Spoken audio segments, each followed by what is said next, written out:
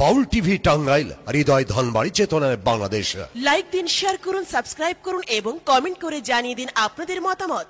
দেশ ও প্রবাসী বন্ধুরা, তুমি জানো আমার কি প্রশ্ন করতে চাইছো? আচ্ছা শোনো, আমি জানি তোমার একজন মনের মানুষ আছে, সেই মানুষটা অবশ্যই তুমি কখনো নাম বলো না, তো সেই মানুষটার নামটা কি বলবে? আর তোমার সবচেয়ে আপনজন আমার মতো, কিন্তু মানে হয়তো বলবা যে আমার ছোট ভাই, আমার বাবা, আমার মা, তাদের বাইরে কে সবচেয়ে তোমার বেশি আপনজন?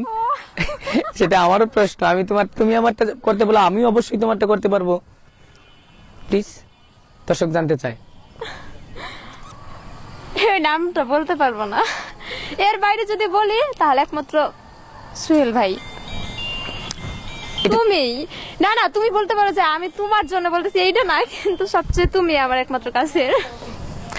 আমি কাছের মানুষ, সেটা ঠিক আছে, কিন্তু সেটা হচ্ছে জীবন সাথী যাকে নিয়ে ভাবতেছো তার নামটা একটু বলো। এটা যদি বলতে যায় আমি জানি সেটা তুমি বলবে না, কারণ যদি শুনে সে কষ্ট পাবে, তাই তো? আচ্ছা যাক, আচ্ছা তোমার কি বাংলাদেশের দর্শক সম্বন্ধে কি চিন্তা ভাবনা? না, যেহেতু তুমি জিজ্ঞেস করছো বলে দেই। অবশ্যই বলবো মনের মানুষের নাম। হ্যাঁ, তাহলে বলতে হয় যে সবচেয়ে আমি তারে কতটুকু করে জানি না, কিন্তু সে আমার মনে হয় যে অনেক অনেক বেশি ভালোবাসে আমারে। তো আমিও সেই জন্য মনে হয় তার ফুলটুকু না পারলেও 50 পারি। সেটা কে? নামটা তুমি জানো, তুমি একটু বলে দাও না, আমার একটু লাগে। আমি বলবো কি? তুমি জানো, তুমি সেটা বলো। নামটা হলো মারুফ। দেখ, ধন্যবাদ। মারুফের জন্য শুভকামনা রইল। আর যাকে সবচেয়ে বেশি ভালোবাসো ওর পরে, যেমন বাবা মার মধ্যে। আচ্ছা, অনেক না বলা কথা জানলাম। তুমি জানো আরেকটু কি জানতে চাইলা? আমি একটা জিনিস মাঝে মধ্যে দেখি, তুমি একটা ফোনে বাবা বাবা করো, তো অনেকদিন মানে এটা আমার জানার ইচ্ছে যে বাবাটা কে? অনেকেরই তো বাবা কেউ, সবচেয়ে কাছের বাবা কে? বা সবচেয়ে কাছের বাবা বলতে তো আমার নিজের বাবা, তারপরে যদি কেউ থাকে নিজের থেকেও নিজের, এটা কিরে তার সাথে আমি কথা বলি। বস বস, কিরে তোদের কথা এখনো শেষ হয়নি? শেষের দিকে।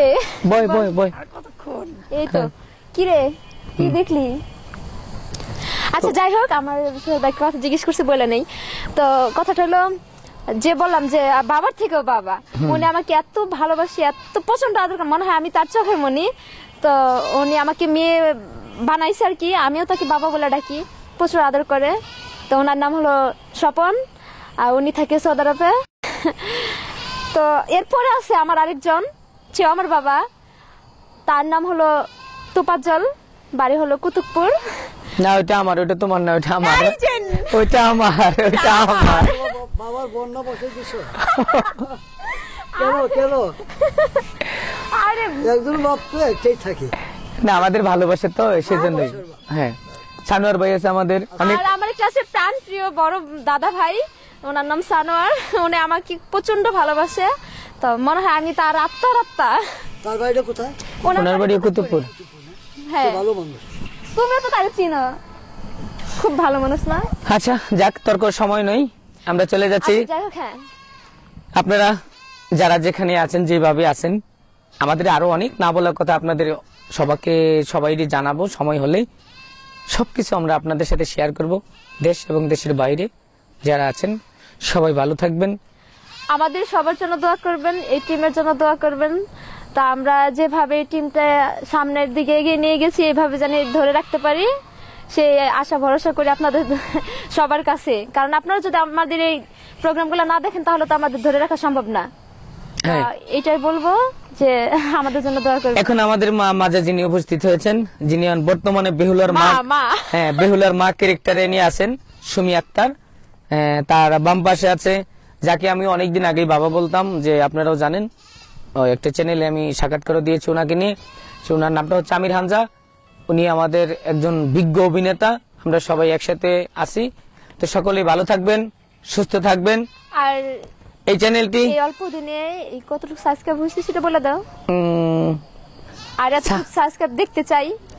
হ্যাঁ, আপনারা তাড়াতাড়ি আমাদের এই চ্যানেলগুলো সাবস্ক্রাইব করবেন, আমরা যেন কিছুদিনের মধ্যেই, না আমি সেটা বলবো না যে কতটুকু সাবস্ক্রাইব করবেন আপনারা, সেটা বলবো না, কিন্তু আমরা জানি আপনাদের প্রতি আমাদের ভালোবাসা আছে বিধেই বলতে পারি যে আপনারা অবশ্যই আমাদের এই চ্যানেলগুলো সাবস্ক্রাইব করবেন।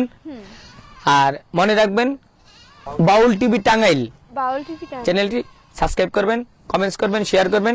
সবাই ভালো থাকবেন, আমাদেরকেও ভালো রাখবেন। মহান রাব্বুল আলামিনের কাছে সবসময় প্রার্থনা, আমি যেন পারি অসহায় মানুষের পাশে দাঁড়াতে, অসহায় মানুষের ভালোবাসা নিয়ে বেঁচে থাকতে, অসহায় মানুষদের যেন সেবা করে যেতে পারি। এটাই আমার চিন্তা।